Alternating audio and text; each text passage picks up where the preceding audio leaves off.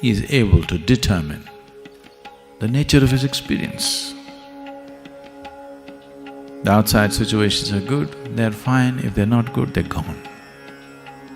But this one is capable of having an inner situation the way he wants it, no matter what may be happening around him.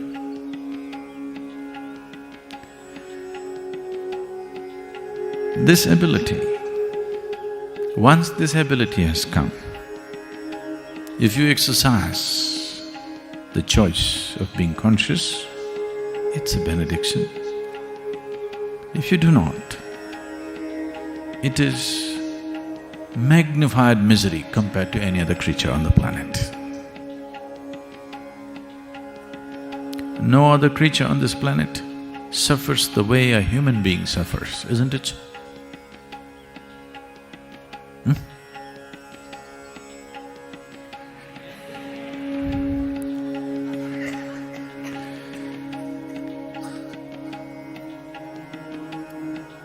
No other creature, for the first time as a human being, is in our hands. Never before it was in our hands. In the process of evolution, all these millions of life forms that this might have gone through, in none of those forms we had the freedom to choose our experience. Even now, we don't have absolute choice to choose our situations, but we have been given the freedom to choose our experience. Whatever kind of deal, the inner deal, we can strike a good deal, a fabulous deal, whatever may be the outside deal. This one huge step of consciousness sets a human being apart.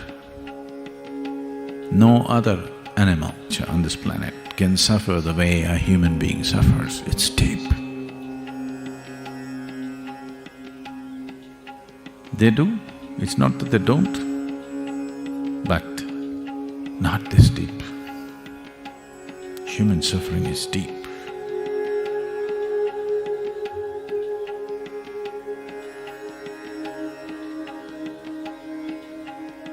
This suffering is as deep as it is. Not because life is suffering. A lot of people have come to this. So if life becomes very sweet and beautiful within you, the experience of life, the more blissful it becomes, more the longing for transcendence. People are always thinking the suffering will seek. No. Those who are suffering, if you dangle a little bit of pleasure here, they will run after that. It's only one who is absolutely blissful who will go straight in the path because nothing bothers him, nothing interests him. He's already in the most pleasant way a human being can be. Now he wants to go beyond, nothing else. Somebody who is suffering today, they say today, Sadhguru, I want mukti. Their idea of mukti is freedom from suffering? No.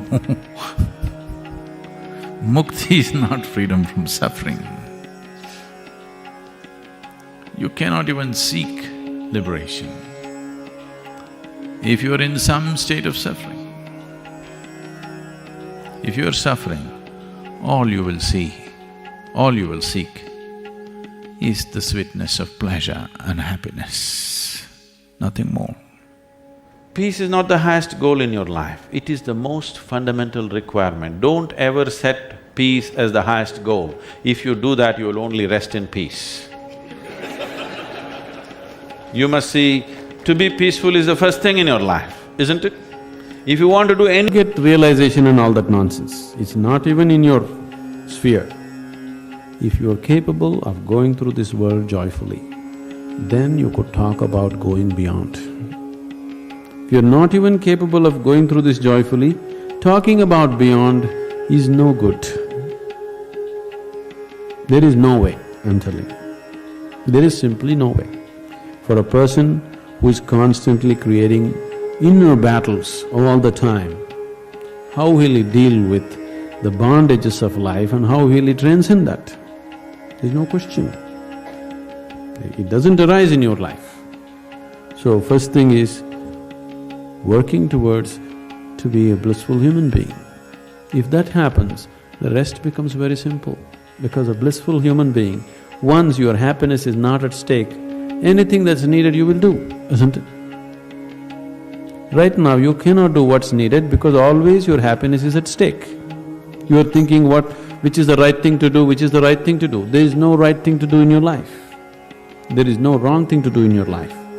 If you know how not to make misery out of everything that you do, whatever you're doing is the right thing. If you're making misery out of everything that you do, everything that you do is the wrong thing. So that's the only issue you have to look at. Others are all petty things. Anything sensibly in your life, if you want to conduct any situation in your life sensibly, to be peaceful and happy is fundamental. Such a fundamental thing is rising to heavens these days. People think they're going to be peaceful somewhere else, not here, because you have never paid attention to this machine, never paid attention to the internal mechanism of how a human being functions, what is the basis of everything that's happening within you. It takes a little bit of attention. That's why our basic program is called as inner engineering. We have engineered the whole world the way we want it. Much comfort and convenience has come, but well-being has not come, isn't it? Because well-being will not come. Well-being will come only when this is engineered the way you want it. Only then you will know well-being. In your book you have written, this is the minimum thing to do in life is Yes. be happy. Yes. And if I do that in the entire life, will I be fulfilling my life? No. No, I didn't say that. I said, if that is not possible, first, what does it matter which way you do it? Why should I work towards or why should I attain mukti and get myself liberated from birth? Do you see that you seem to be, you're not dead sure about it, but you seem to be something more than this body and this mind? You're not sure, but it seems like that, isn't it? So would you like to know what it is? Why should I know? Well, you feel like that till life knocks you upon your head.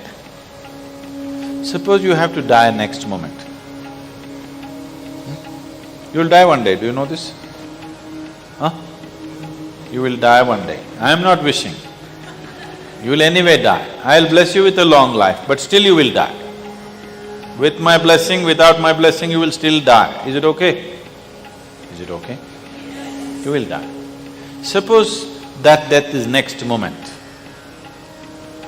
Will you go joyfully? Now, why should I liberate myself?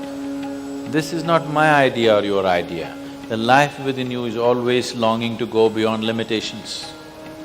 You will notice there's a next level of compulsions. You liberate yourself from that, you will notice a next level of compulsion. If you liberate yourself continuously like this, some point there must be a point where there is no other compulsion within you, isn't it? Is it your desire to live in limitations and compulsions?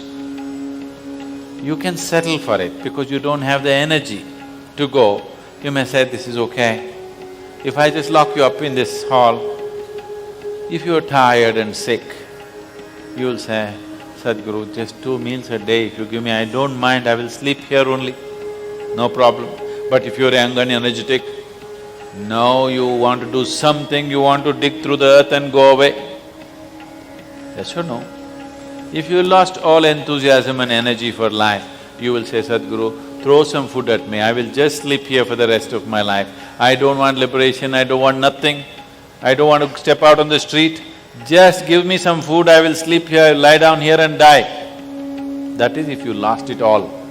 If life is throbbing within you, you are not willing to settle for that, isn't it?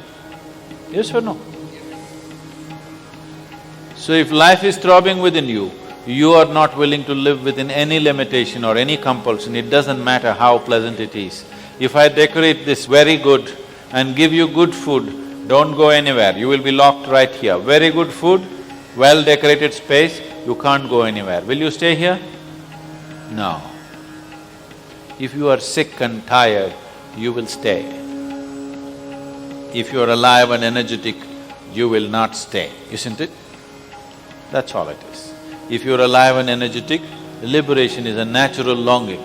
If you're sick and tired, limitations are okay. As long as somebody gives me something, I'll hang around and go.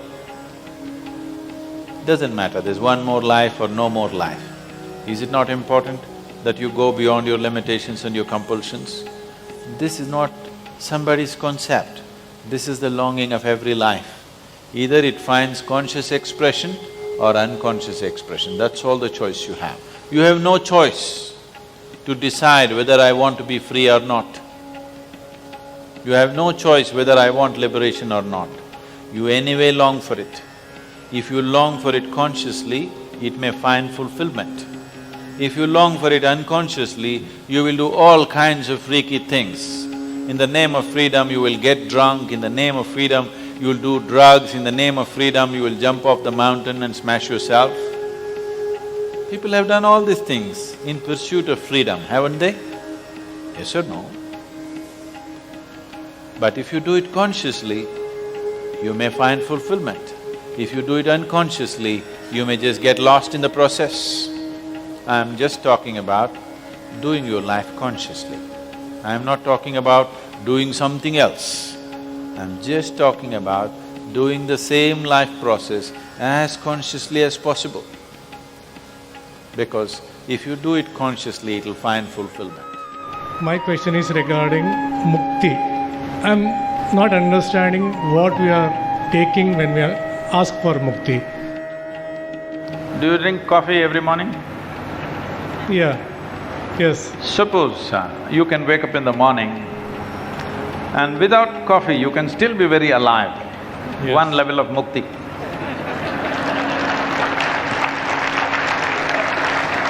Similarly, there are many compulsions. Once you have come with a physical form, there are many compulsions. Some have multiplied their compulsions, some have subtracted their compulsions and brought it to the minimum. Compulsion means just this. Compulsion means something else rules you. But one thing that human being values most is freedom, isn't it? See, 20% of our time, resource and energies are spent in the prisons, both in Tamil Nadu and United States.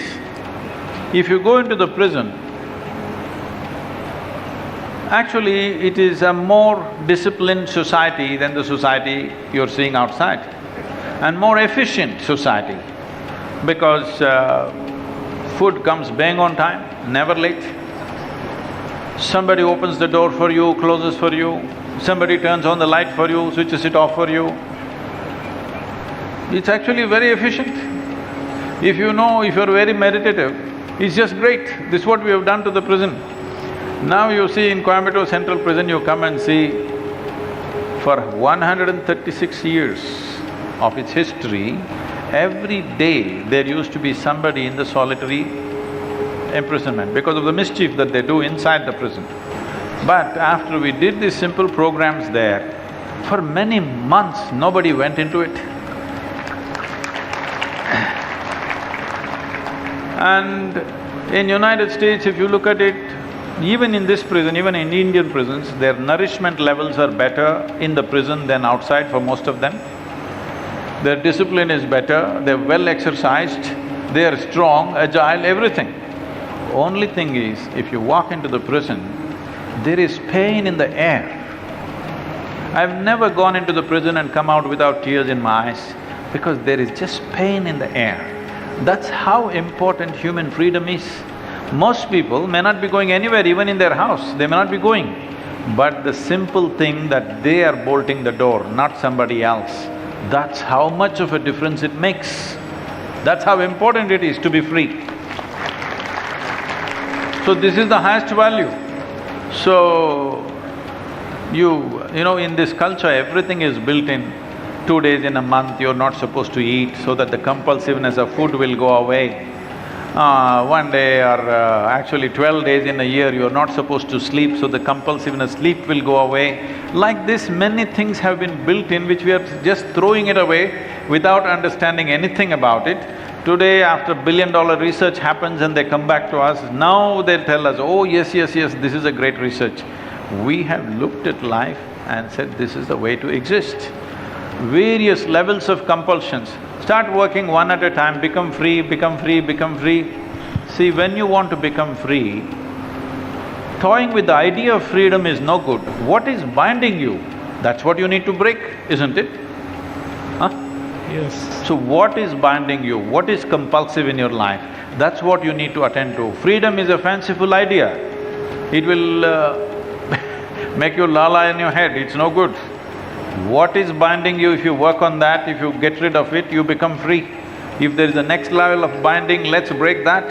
If there is a next level of binding, we'll break that. If you break all levels of… if you go on breaking one at a time, someday you will break all of them, isn't it so? Yes. Or you think it's infinite binding? No. No. Bond